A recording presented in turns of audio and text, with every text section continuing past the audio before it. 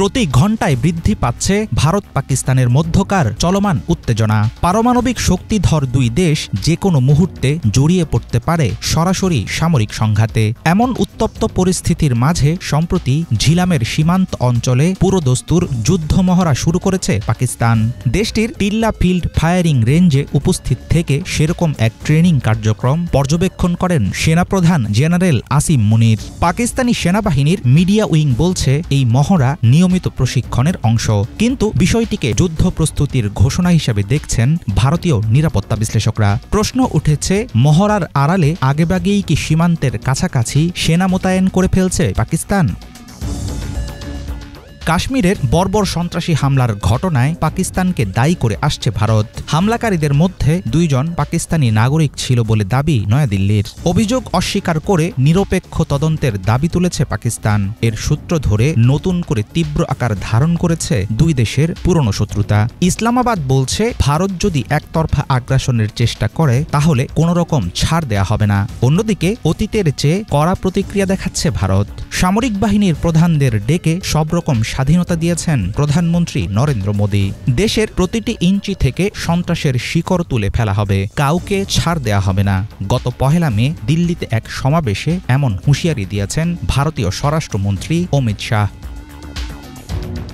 কাশ্মীরের নিয়ন্ত্রণ রেখায় পাল্টাপাল্টি গোলাগুলি, সেনা সমাবেশ ও শীর্ষ নেতাদের কথার লড়াই হয়তো সীমাবদ্ধ থাকবে না এবারের সংঘাত। সীমান্ত ছাড়াও আরব সাগরে সামরিক তৎপরতা জোরদার করেছে নয়াদিল্লি। মহারাষ্ট্র এবং পাকিস্তানের সঙ্গে সরাসরি সীমান্ত ঘেঁষা গুজরাট উপকূলে বড় পরিসরে নৌমহড়ার ঘোষণা দিয়েছে ভারতীয় নৌবাহিনী। প্রতিরক্ষা বিশ্লেষকরা মনে করছেন, কৌশলগত বার্তা দেওয়ার উদ্দেশ্যে নেওয়া হচ্ছে এসব পদক্ষেপ। ইসলামাবাদের শক্তি প্রদর্শন ও ভারতের পাল্টা আঘাতের হুঁশিয়ারি, সব মিলে উত্তেজনা এখন চরমে। চলমান পরিস্থিতি আরও খারাপের দিকে গেলে অচিরেই ভয়ঙ্কর সামরিক সংকটের মধ্যে পড়বে গোটা উপমহাদেশ।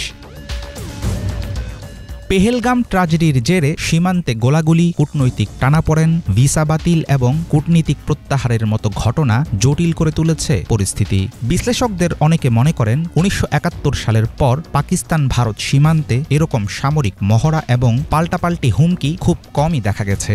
সম্প্রতি ভারতীয় উড়োজাহাজের জন্য নিজেদের আকাশসীমা বন্ধ করে দেয় পাকিস্তান। ফলে বছরে প্রায় 5,000 কোটি রুপির বিশাল আর্থিক ক্ষতির আশঙ্কা করছে ভারতের সরকারি বিমান সংস্থা এয়ার ইন্ডিয়া।